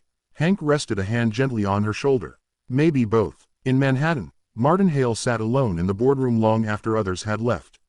The legal maneuver had failed. The acquisition attempt had failed. The reputation attack had failed. Each escalation had only strengthened Whitmore's public footing. Hale understood something now. This was no longer about removing a CEO. It was about redefining control. And control, when threatened repeatedly, eventually chooses its final card. Not pressure, not persuasion, exposure. The next move would not target business. It would not target reputation. It would target the past. The story broke on a Tuesday morning, not in Phoenix, not even in Manhattan. It surfaced on a financial blog based out of Chicago, the kind of outlet that specialized in corporate transparency and anonymous leaks. The headline was clinical, almost polite. Whitmore Mobility CEO's early venture tied to controversial plant closure. By noon, it was everywhere. Daniel Whitmore sat in his office. The skyline behind him blurred by late autumn rain as his communications director read aloud from a tablet. "They're referencing Ridgeway Components, Ohio 22 years ago, claiming you were on the advisory board when the plant was shut down." Whitmore did not interrupt. "They're implying you supported outsourcing that eliminated 600 jobs." Silence lingered after she finished. "Did you?" she asked quietly. Whitmore leaned back in his chair. "Yes," he said. The word did not shake, but it carried weight. In Phoenix, Annie was helping her grandmother fold laundry when Hank's old radio crackled with the midday news bulletin. Questions surrounding Whitmore's leadership have resurfaced following recent board tensions. Annie paused midfold. She knew that name, knew that voice. Her grandmother lowered the volume slowly. "Sometimes," she said gently, "when you stand for something, folks go digging." Annie didn't fully understand, but she felt something shift. Back in Manhattan, Martin Hale stood before a small group of shareholders in a private conference suite. He did not smile. He did not gloat. He simply distributed printed copies of the article. "Leadership," he said evenly, "requires consistency." One investor frowned. "This is decades old. History doesn't expire," Hale replied. He never once said he had leaked it. He did not need to. That afternoon, Whitmore boarded a private jet, not to Europe, not to Silicon Valley, but to Ohio. He did not bring press. He did not issue statements. He simply flew. Ridgeway was smaller than Annie had imagined when she later saw photos online. Brick buildings, boarded storefronts, a main street that looked like it had once believed in parades. Whitmore walked alone to the old plant site. The gates were rusted now, the sign long gone. Grass had overtaken the parking lot. He stood there for a long time, 22 years earlier. He had been 38, brilliant, ambitious, certain. Ridgeway Components had been hemorrhaging money. Global suppliers were cheaper. The board had presented numbers. He had recommended closure. It had been strategic, logical, efficient. 600 people had lost jobs. At the time, he had told himself the market demanded it. That adaptation was survival. That individual hardship, while unfortunate, was not his responsibility. Now, standing before the hollow remains of what had once fed families, he wasn't so certain. A voice interrupted his thoughts. "You looking for something?" Whitmore turned. An older man stood behind him, work boots caked with mud, jacket faded from years of weather. "I used to work here," the man said. Whitmore nodded slowly. "I know." Recognition dawned in the man's eyes. "You're him." Whitmore didn't deny it. "Yes." The wind moved across the empty lot. "You cost me my pension," the man said plainly. Whitmore did not look away. I did. No excuse, no corporate language, just fact. The man studied him carefully. You here to apologize? Whitmore considered the question. I'm here to understand. A dry laugh escaped the man. Bit late. Yes. They stood in silence. Finally, the man spoke again. My daughter moved to Arizona after the plant shut down. Said she'd find work there. Phoenix. Whitmore felt something tighten. Phoenix. He repeated. Yeah, the man said. Funny thing is she ended up meeting good people. Community helped her said. Sometimes losing one thing leads you somewhere you didn't expect. Whitmore nodded faintly. Sometimes he agreed. When he returned to Manhattan the next day, the media cycle had intensified. Pundits debated his evolution. Shareholders questioned his moral consistency. Martin Hale requested an emergency board session. In Phoenix, Annie watched a television interview from the small couch in the garage living quarters. A reporter asked sharply, Mr. Whitmore, how do you reconcile advocating for community investment now when your early career decisions devastated one? Whitmore did not deflect. I made a decision based purely on financial metrics, he said calmly. It was legal, it was strategic, it was profitable and it was incomplete. The room fell quiet. Incomplete. The reporter pressed. I did not understand the full cost. Whitmore continued. Numbers measure revenue. They do not measure dignity. Annie's grandmother turned up the volume slightly. Whitmore continued. Steady but unguarded. I cannot undo Ridgeway. I cannot return pensions or reopen that plant, but I can choose differently now. In the boardroom, Hale watched the same broadcast. He expected defensiveness. He expected corporate polish. He did not expect confession. After the interview, Whitmore issued a statement announcing a new initiative, a $200 million domestic reinvestment fund focused on rebuilding manufacturing partnerships in towns previously impacted by outsourcing, including Ridgeway, not as charity, as equity partnerships, as ownership models. The stock dipped, briefly, then stabilized. In Phoenix, Annie sat quietly. Grandma, yes, baby. Was he wrong back then? Her grandmother folded the last towel. Yes, Annie nodded slowly. Is he wrong now? Her grandmother thought carefully. No. Annie looked toward the garage where Hank was tuning an engine. So people can change. Her grandmother smiled gently. If they're brave enough to face what they broke that evening, Whitmore called Hank. You didn't have to fly there, Hank said. Yes, Whitmore replied quietly. I did. Silence held for a moment. They're trying to make it look like you're pretending to be something new, Hank said. I am something new, Whitmore answered. In Manhattan, Martin Hale closed his office door. The exposure had not fractured Whitmore. It had strengthened him. Public vulnerability had become unexpected armor. Hale stared out at the city lights. He understood now that dismantling Whitmore would require something far more precise than scandal. It would require turning trust itself into doubt. And trust, once shaken inside a community, could collapse everything far faster than a leaked article ever could. The fracture did not begin with shouting. It began with a rumor. 3 weeks after Daniel Whitmore's reinvestment fund announcement. A black SUV rolled slowly down the cracked side street in South Phoenix, where Carter's auto garage stood like a stubborn memory of another era. The vehicle did not stop. It only passed, but someone noticed the logo on its door. Whitmore Mobility. By noon, the neighborhood Facebook group was alive. They're buying up small shops. Corporate takeover coming. First Ridgeway, now us. Hank first heard about it from Pastor Lewis, who stopped by mid-afternoon with a concerned crease between his brows. You planning to sell? The pastor asked gently. Hank wiped his hands on a rag. Sell what? The garage. Hank blinked. Why in heaven's name would I do that? Pastor Lewis hesitated. Folks are saying Whitmore's people have been surveying properties that once the upgrades are done, ownership transfers. Hank's jaw tightened. That's nonsense. But even as he said it, he felt the old ache of doubt because contracts once signed live longer than handshakes. Inside the small living quarters behind the garage, Annie sat at the table coloring when her grandmother's phone buzzed repeatedly. Voices in the kitchen rose. Tense whispered, the kind adults use when they think children aren't listening. Grandma, Annie asked softly. Her grandmother forced a smile. Just grown-up noise, baby. But Annie had learned something from engines. Noise usually meant something underneath. Across the country, Martin Hale reviewed a carefully drafted internal memo. He did not write it. He simply approved its release. The memo outlined a long-term vertical integration strategy referencing potential acquisition of community-level service providers aligned with Whitmore Mobility infrastructure. It was technical, ambiguous, legally harmless, and devastating in interpretation because leaked out of context. It sounded like expansion at the expense of independence. By evening, a local reporter stood outside Carter's garage with a camera crew. Mr. Carter, she called, Can you comment on whether your partnership with Daniel Whitmore includes future sale agreements? Hank stared at the microphone as if it were a snake. There is no sale, he said firmly. This garage belongs to my family. But is there a clause allowing corporate buyout? Hank's voice sharpened. No. Inside, Annie watched from behind the window curtain. She had never seen her grandfather look unsure in front of strangers. He wasn't unsure about the garage. He was unsure about being believed. That night, Whitmore received a call from his communications director.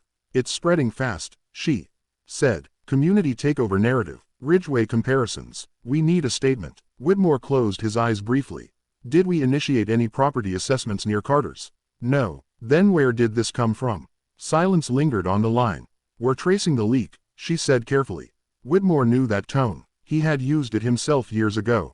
Controlled damage contained uncertainty. The next morning, Hank sat at the small kitchen table. Contracts spread before him like an accusation. He read every line again. There was no transfer clause, no hidden option, no corporate backdoor. The renovation agreement was simple. Investment in exchange for public brand partnership and shared community programming.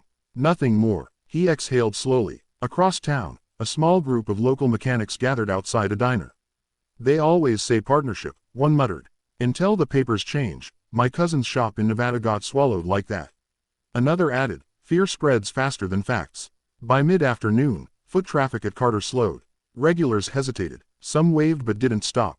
Trust once cracked, doesn't shatter loudly. It thins. Whitmore arrived unannounced that evening. No press, no entourage, just a rental set in. He stepped inside the garage as Hank adjusted a carburetor. You picked a rough week to visit, Hank said without looking up. I know. Hank set the tool down deliberately. You planning to own this place someday? Whitmore met his gaze. No. You swear it? Yes. Hank held the silence longer than comfortable. I signed because you promised investment, not control. And you have it, Whitmore said. From the doorway, Annie watched. She felt the tension like humidity before a storm. Mr. Whitmore, she said softly. He turned. Did you tell people you're buying us? No. Then why do they think that? Whitmore crouched slightly so his eyes met hers. Because sometimes, he said carefully, when someone powerful makes a mistake in the past, people expect it again. Annie considered that. So, even if you're different now, they're waiting for you to be the same. Yes, Hank exhaled. Then don't talk, he said firmly. Show. The next day, Whitmore declined every media request. Instead, he transferred legal ownership of all renovation assets directly to Hank's name, equipment, infrastructure, upgrades, even the new diagnostic systems. No shared title, no conditional clauses. Then he publicly released the full contract, unedited, transparent. Carter's garage remains fully independent, the statement read. Whitmore Mobility holds no acquisition rights. Investment does not equal ownership. The stock dipped slightly again, but something else shifted. That evening, Pastor Lewis stood at the front of his small church and addressed the congregation. Trust, he said, is not proven by words. It's proven by surrendering control. Hank stood in the back pew. Whitmore sat beside him quietly. The following morning, customers returned. Not all at once, but steadily. Mrs. Alvarez brought tamales as thanks. Mr. Green asked about brake pads like nothing had happened, and Annie sat on an overturned bucket, listening to the familiar rhythm of engines and neighbors. Whitmore stepped outside briefly to take a call. On the other end, Martin Hale spoke calmly. You handled that well, Hale said. I told the truth, Whitmore replied. Transparency can be dangerous, so can secrets. Hale paused. You're earning loyalty, he observed. Whitmore's voice lowered slightly. I'm not earning it, he said. I'm repairing what I broke long before I met them. After the call ended, Whitmore looked back into the garage. Annie was laughing at something her grandfather said. The sound was unguarded. Real trust had not shattered, but someone had tried to crack it, and that meant the threat was no longer public. It was strategic. The exposure did not arrive with sirens. It arrived with silence. 2 days after the community stabilized, Whitmore's legal counsel requested a private meeting in Manhattan. The tone in her voice was careful, controlled in a way that meant something had already been confirmed. Whitmore returned from Phoenix that morning. He had left before sunrise, standing quietly for a moment outside Carter's garage while Hank unlocked the doors. Storm's not over, Hank had said. Whitmore nodded. I know. In Manhattan, the conference room felt colder than usual. 3 people waited, his general counsel, the head of compliance, and an outside forensic analyst. No small talk, no coffee poured. The analyst turned his laptop around. We traced the memo leak, he said. On the screen glowed a digital map of internal document access, timestamps, IP logs, authorization chains. The memo had not been hacked. It had been downloaded internally. Whitmore leaned forward slightly. By who? The cursor circled a name. Martin Hale. The room held its breath. Whitmore did not blink. Proof? He asked calmly. The analyst clicked another window. Email correspondence routed through a private intermediary firm. Metadata linking the anonymous blog submission to a consulting group long associated with Hale's previous ventures. It's airtight, counsel said quietly. If we move forward, Whitmore sat back slowly. 20 years of partnership, board battles, strategic disagreements, and now this, he wanted fracture, Whitmore murmured. Yes, counsel replied. Specifically in Phoenix, Whitmore understood, undermine his credibility, disrupt the community investment narrative, force board reconsideration under the guise of shareholder protection. Hale had not attacked with noise. He had attacked with doubt. That afternoon, Whitmore requested a full board session, not emergency, not dramatic, scheduled, formal. Martin Hale arrived precisely on time, composed, unhurried. He took his seat at the long glass table, nodding politely at fellow members. Whitmore entered last. He did not carry notes. He did not project slides. He simply stood at the head of the table. Before we begin quarterly projections, he said evenly. There's a matter of internal conduct. Hale's expression did not shift. Whitmore gestured lightly to the analyst who distributed printed evidence packets. Silence thickened as pages turned. IP addresses, forwarded drafts, intermediary invoices, a timeline too precise to dispute. Hale closed his folder slowly. You're making a serious accusation, he said. Whitmore met his eyes. No, he replied. I'm presenting documentation. A board member cleared her throat. Martin Hale remained composed. This company, he began carefully, was built on disciplined growth, strategic advantage, not sentimental reinvention. Daniel's recent decisions expose us to instability. So, you destabilized us first. Another member asked sharply. Hale's voice tightened. I acted to protect shareholder value.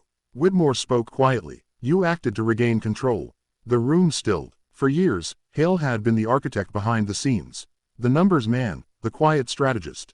He leaned forward. Now you are changing the company's direction without consensus. Hale said, investing in emotional narratives instead of market dominance. Whitmore's expression did not harden.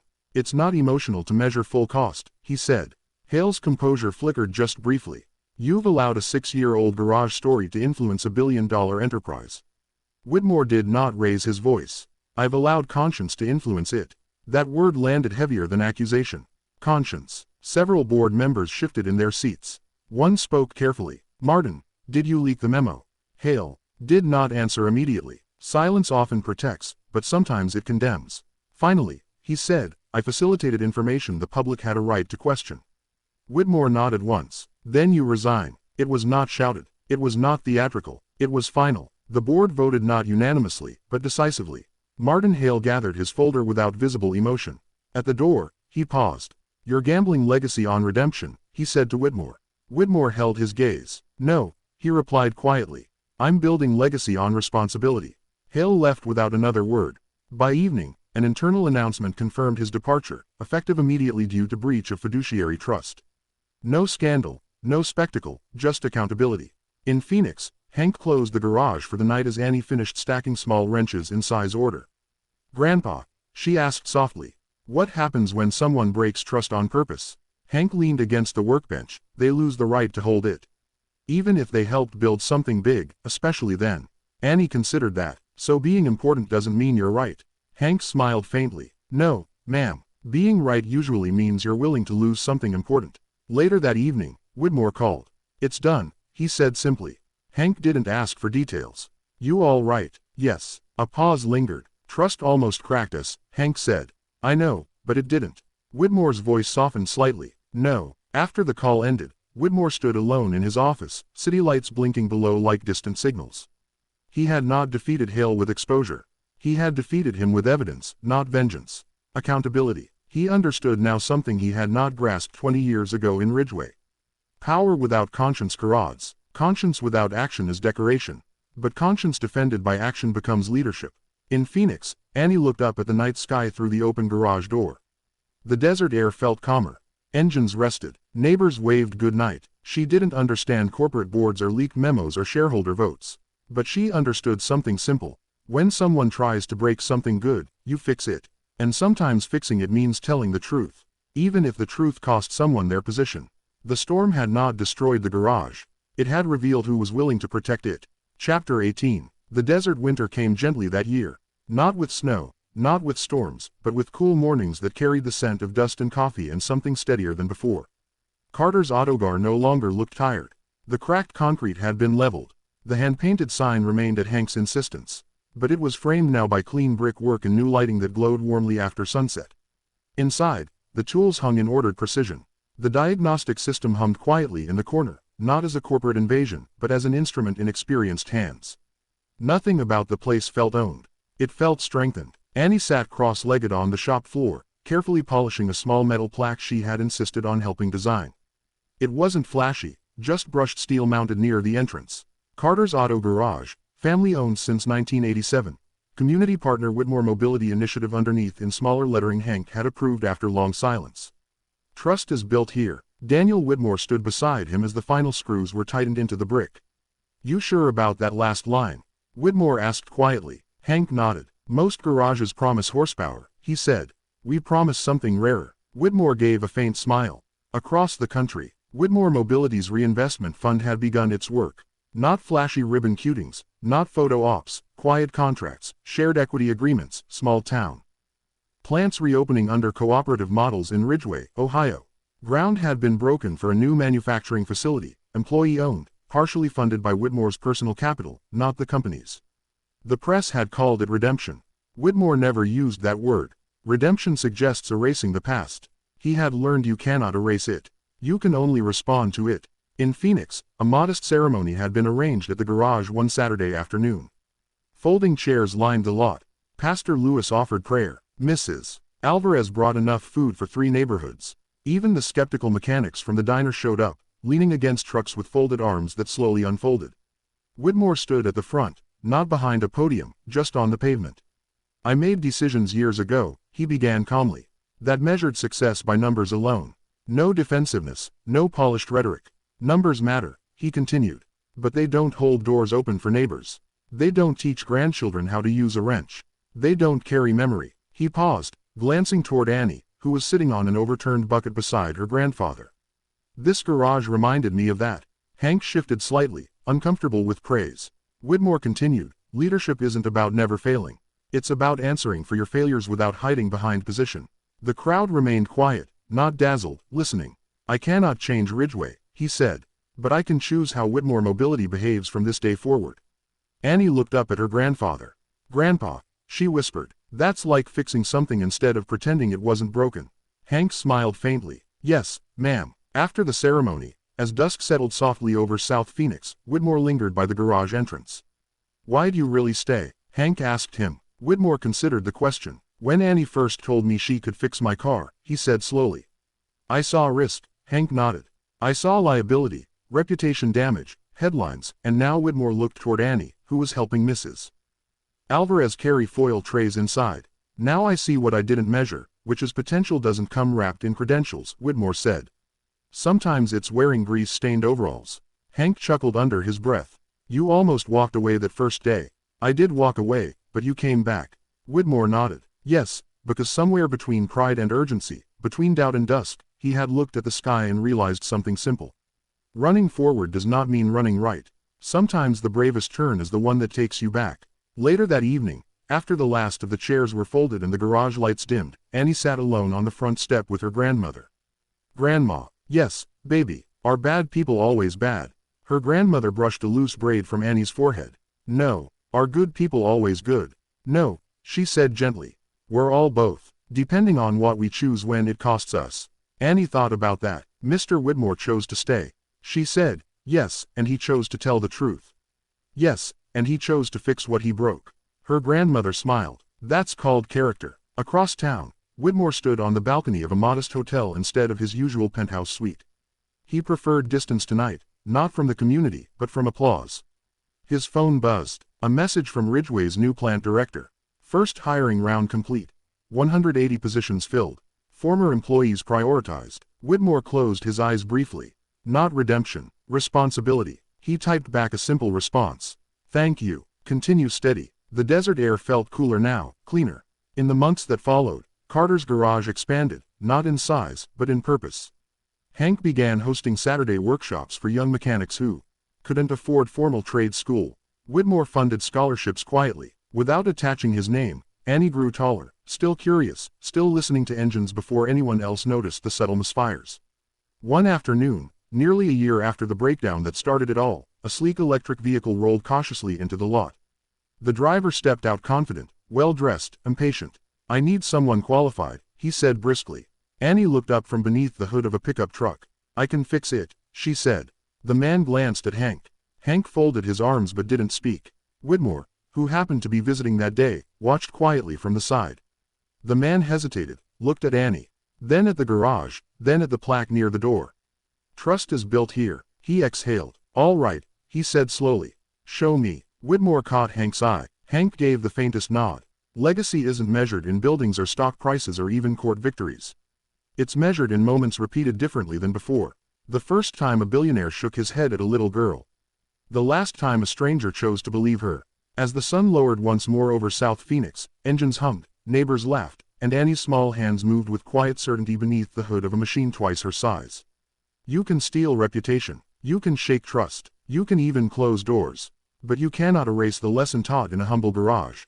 Power proves nothing. Character proves everything. And some lessons once learned reshape more than a single life. They reshape the road ahead. This story reminds us that true character is revealed not when life is easy, but when pride, power, and reputation are on the line. It teaches that real leadership is not about titles, wealth, or control. It is about accountability, humility, and the courage to repair what has been broken. Through Annie's quiet confidence and Daniel Whitmore's willingness to confront his past, we see that trust cannot be bought, only earned through consistent action. The message to the audience is clear. Never underestimate the overlooked. Never ignore the quiet wisdom of the humble, and never believe it is too late to choose integrity over ego. Real legacy is not built on success alone, but on the courage to stand for what is right, even when it costs you something. This video is a work of fiction created with the assistance of artificial intelligence. All characters, events, and situations are not real and do not represent any actual people or true stories. The content is intended for storytelling and emotional illustration,